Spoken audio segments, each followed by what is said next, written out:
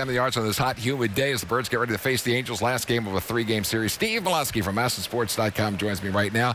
Let's talk a little bit about the Orioles' number 2 draft choice, number 37th player picked in the entire draft this past June, Caden Grenier. Exactly, Tom. I'm really excited about Caden Grenier, and the Orioles have reached an agreement with this kid, the shortstop out of Oregon State. Now, we're seeing him hit a home run here, but this kid really was drafted for his glove. He can pick it at shortstop.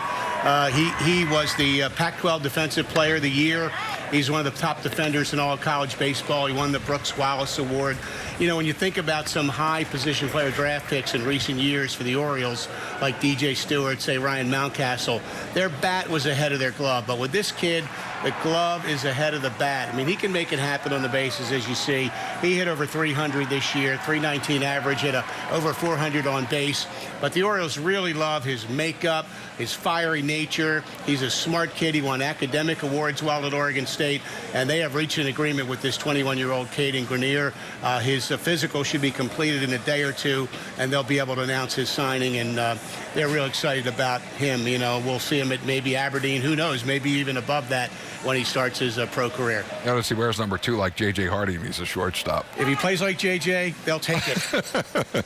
How about Blaine Knight, the Arkansas pitcher?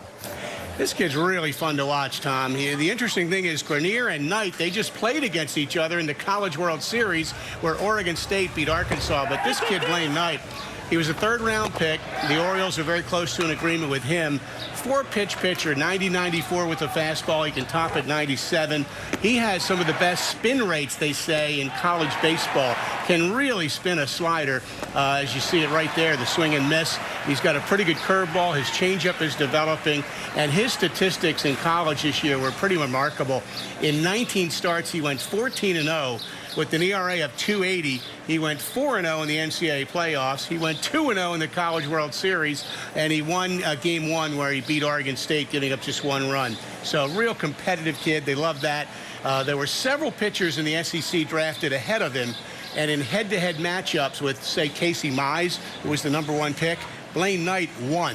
He beat guys drafted ahead of him in head-to-head matchups. So they're thrilled to get these 2 kids we just saw in the College World Series. What you just recited sounds like a nice resume there for Knight. Now let's talk a little bit about Ryan Mountcastle, who's Mr. Hit, right? He's sorry that it's now July, because the month of June was pretty special for this kid. Look at what Ryan Mountcastle did in the month of June. And we know his season started late because of the hairline fracture in his hand. That happened in spring training, but he has been making up for lost time at Bowie, really hitting everything hard.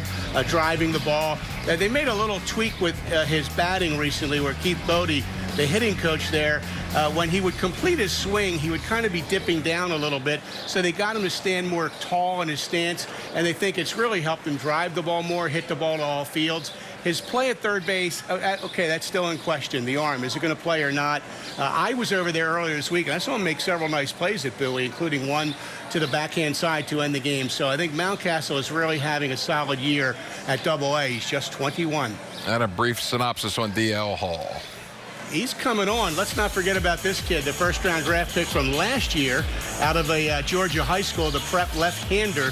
If you see there, 1 earned run the last 15 innings. Because he's a young pitcher, they're being very limited on the innings here. He's throwing like 3-4 inning starts, and so that means he can't ever get a win. That's the tough part. You got to go 5, right?